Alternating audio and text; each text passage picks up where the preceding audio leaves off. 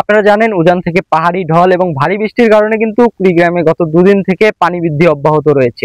যে নদ নদীগুলোর পানি বৃদ্ধি অব্যাহত রয়েছে, পানি উন্নয়ন বোর্ড বলছে আরো আরো ৪৮ ঘন্টা কিন্তু কিন্তু পানি বৃদ্ধি অব্যাহত থাকবে। আসলে আমি যদি আপনাদের দেখাই এখন কুড়িগ্রামের যে নাগেশ্বরী উপজেলার যে নিম্ন অঞ্চলগুলো রয়েছে, নিম্ন অঞ্চলগুলো কৃষক কিন্তু তাদের আমন চাষ করেছে। কৃষকরা বলছে যে এতদিন নদীতে পানি না থাকায় এবং ভারী বৃষ্টি না হওয়ার কারণে কিন্তু যে নদীর কাছাড়ে আসলে যে ফসলগুলো উৎপাদন করার জায়গা রয়েছিল, সেই জায়গাগুলোতে কিন্তু তারা ফসল উৎপাদন করেছে। এই ফসল উৎপাদনের কারণে কিন্তু তারা আসলে একটা আশার মুখ দেখতো, কিন্তু এখন তাদের মুখে শুধু হতাশা। কারণ হচ্ছে যে পানি বৃদ্ধি অব্যাহত রয়েছে এবং তারা বলছে যদি দুদিনের মাথায় পানি না নেমে যায় তাহলে কিন্তু তাদের এই কৃষি জমিগুলো কিন্তু আসলে একদম ক্ষতির সম্মুখীন হবে এবং কৃষকরাও কিন্তু ক্ষতির সম্মুখীন হবে। আসলে কৃষি অধিদপ্তর যে তথ্যটি আমাদের দিয়েছেন, কৃষি অধিদপ্তর বলছে যে আমরা মাঠ পর্যায়ে কাজ করছি। আসলে তারা এখনো জানে না যে কত হেক্টর জমি আসলে পানির নিচে নিমজ্জিত রয়েছে। তারা জানার সাথে সাথেই কিন্তু সবাইকে জানাবেন। এবং আমি যদি পানি উন্নয়ন বোর্ডের কথা বলি, পানি উন্নয়ন বোর্ড আসলে তাদের তদারকি করছে যে কুড়িগ্রাম জেলার ৯টি উপজেলায় কতগুলো মানুষ আসলে পানিবন্দী রয়েছে এই মুহূর্তে।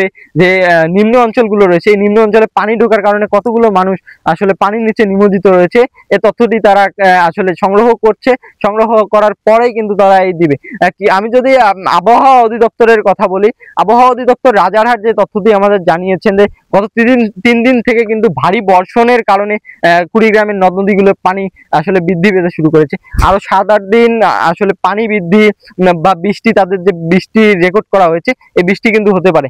এর ফলে যদি ভারী বৃষ্টি হয়, সে কারণে কিন্তু কুড়িগ্রামের যে নদ নদীগুলো আছে, এই নদ নদীগুলোর পানি বৃদ্ধি পাবে। এর ফলে কুড়িগ্রামের যে নিম্ন অঞ্চলগুলো আছে, এই নিম্ন অঞ্চলগুলো কিন্তু এখন থেকে প্লাবিত শুরু হয়েছে, পরবর্তীতে আরো বড় সংখ্যা আসলে ধারণ করবে। এখনো যে নিম্ন অঞ্চলের পরিবারগুলো রয়েছে, আমরা তাদের কাছে সকাল থেকে গিয়েছি নাগেশ্বরী উপজেলা, তারা কিন্তু আসলে তাদের যে বাড়ি ঘর ছেড়ে কিন্তু অন্য জায়গায় যাচ্ছে। যাদের বাড়িতে থাকা উপযোগী এখন পর্যন্ত আছে, তারা কিন্তু বাড়ি ঘরেই রান্না করে খাচ্ছে। কৃষি জমির কথা যদি আমি বলি, কৃষি জমি কিন্তু ইতিমধ্যে আমরা দেখেছি যে অনেক জমি আসলে এইখানে পানির নিচে নিমজ্জিত রয়েছে। কৃষকের যে আমন চাষ রয়েছে, আমন চাষ নিয়ে কিন্তু কৃষকরা অনেক দুরাশা ভোগ করছেন।